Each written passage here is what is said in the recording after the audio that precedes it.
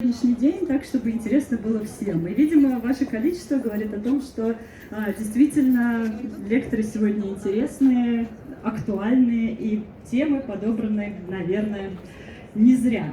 У нас уже была тема про скандинавский дизайн, дизайн интерьера, и сейчас у нас будет две темы. Лекция про продакт-дизайн и лекция про дизайн общественных интерьеров. Но, пожалуй, как мы со спикерами беседовали, у нас нет задачи вас научить, есть задача вдохновить. Поэтому на данный момент презентации будут на английском языке, поэтому я прошу надеть ваши синхронные переводчики, те, кто не уверен в своих силах английского, но на самом деле я вам скажу, что английский у спикеров очень, скажем, понятный, потому что они являются представителями Словении и Испании, поэтому я думаю, что вам можно будет и без переводчиков их прекрасно понять. Потому что дизайн — это, друзья мои, международный язык, поэтому вы будете смотреть на красивые фотографии и вдохновляться. И наш первый спикер прекрасная, красивая, лучезарная. Она не понимает, что я говорю, но улыбается, и мы смотрим друг на друга. Я попрошу вашими бурными аплодисментами поприветствовать Nika Zupanc.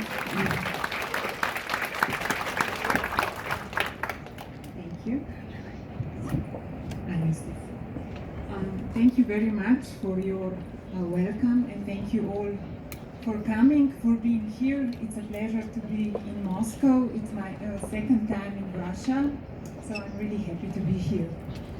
Today I prepared a presentation which is basically just the presentation of my pet. So I will tell a little bit how it all started, from where I am. So I will start, and I will start my lecture with this image. This is me sitting on the top of a small hill which is overlooking Ljubljana. This is a city where I came from. I was born in Ljubljana. Ljubljana is the capital of Slovenia. Slovenia is a very small country. We only have 2 million inhabitants. And for sure Slovenia is not... You don't hear me? Like this? Yes. Okay. Slovenia is a very beautiful but very small country. It also is a country that doesn't have any real history, especially not in contemporary design. So when I started my design career, I knew that I have to find my own pet. So there was no one to look up to. So there was no pet carved out for me. And I remember very well a simple story.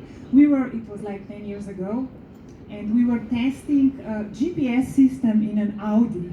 And we were trying to go from Ljubljana to Paris. And because there was no disc with this pet to Paris, a very artificial female voice said to me, "From this location, there is no route guidance to your final destination." And for me, it was like a poem, and I somehow realized that it goes the same for me, so that I will have to find my own way in a design profession. But of course, I was observing design very closely, and I always felt that there is a strong story that I want to tell with the design. I also felt that there is sort of an empty space also waiting in the design profession where I can contribute with my vision and with my approach to the design. And of course, I also decided that I need to show my work to international audience, because having an exhibition in Slovenia where only few people would see my work wasn't enough for me, in a sense that I knew that I couldn't get the right feedback on my work. So I decided immediately to have my first exhibition in Milan at Salone Satellite exhibition. For that exhibition, I introduced a series of objects.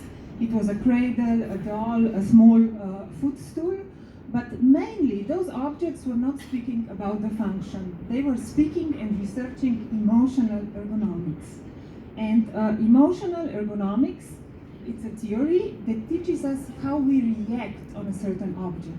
So, of course, when we see a certain object, we all try to think about it, we all try to rationalize it, but I think the most important is this moment when you firstly see an object, and this is what I am from there and also now still really concentrated in my work. So in Milan, I got a really, really great response, both from the companies, both from the press. It was really unusual collection. And I think this difference of this collection, according to everything else which was at the market on that point, was the one that caught the attention of this international audience. If I would be following something, or if I would be doing something which, you know, somebody else did, I'm sure I wouldn't get the attention that I did. And all of this attention, of course, gave me the will to continue. And I knew I have to move on, that I have to do another exhibition. So I decided to follow immediately next year with a second exhibition. With this exhibition, I was already a little bit more sure with whom I want to work, with which companies I want to work. So I also started slowly to send my proposals to different companies. One of the companies that I really liked was, of course, the Dutch company Mooi, established by a very famous Dutch designer, Marcel Wanders. In the case of this company, it was an interesting story, because to all other companies I was sending renderings, I was sending proposals, I was trying to impress them. With Mooi, I somehow couldn't do it, because I saw that this letter will get lost with all other letters, and I was thinking what to do.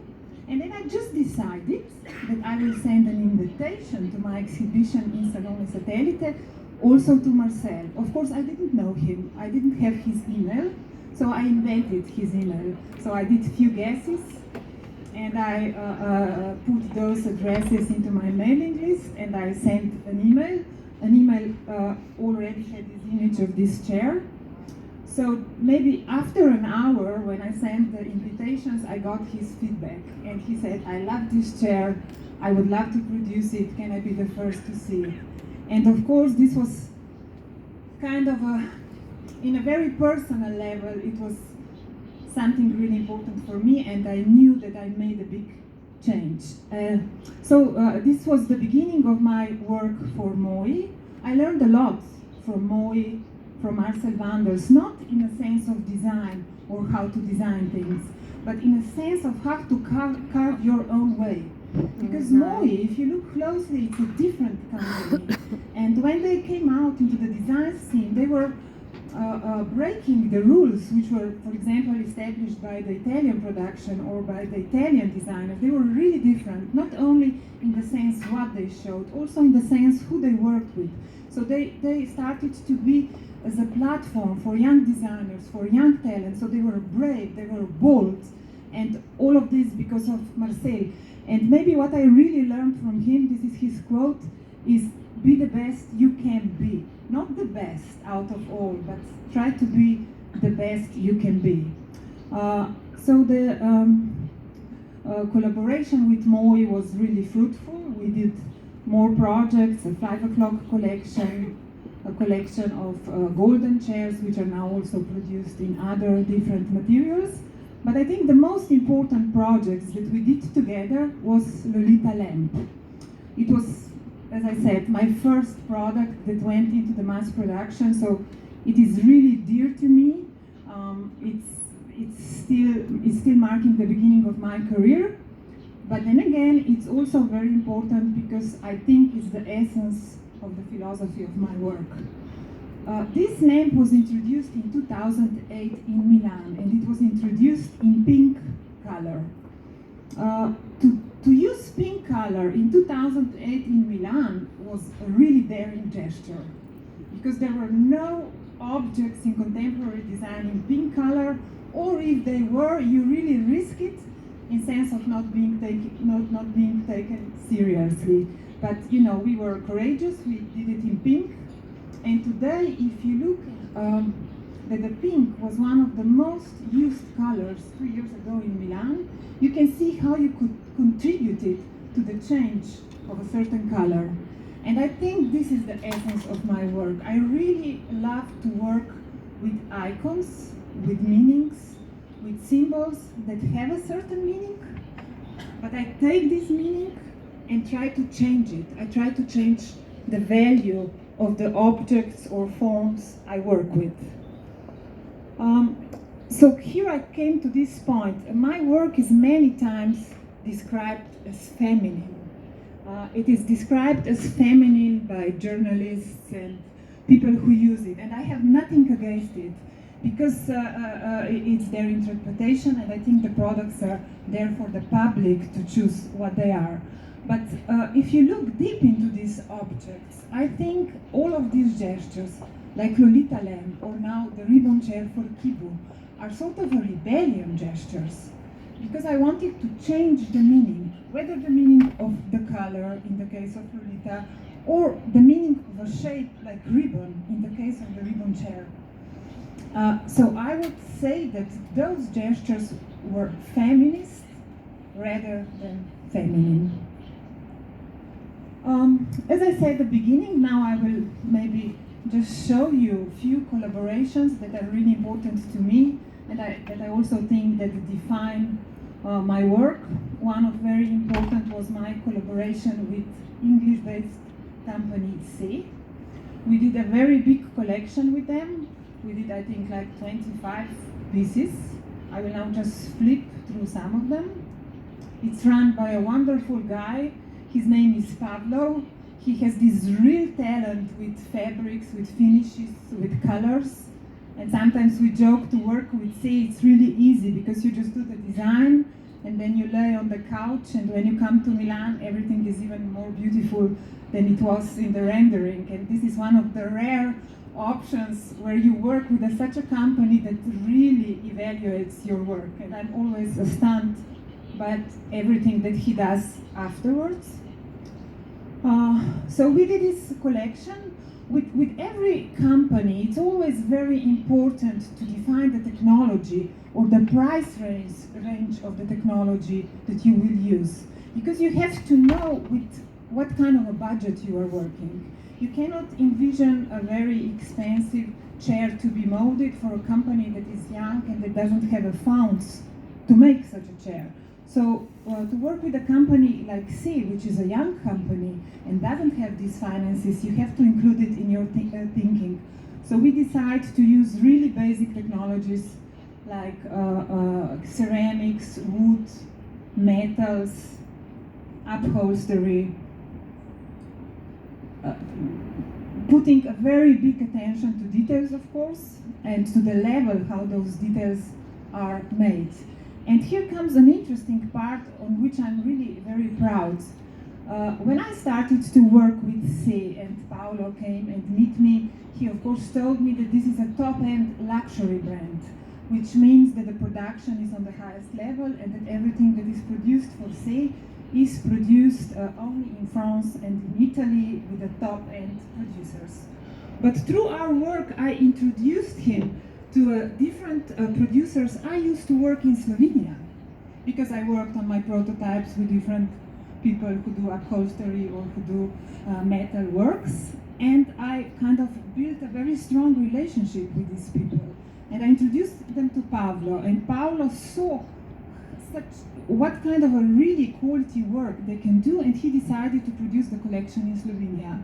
So now the most parts of this collection are produced very near my hometown, which is great because I can easily visit, check the production, which I think is an extremely important part in the product design. So you need to follow your product from your idea through the product development to the final product.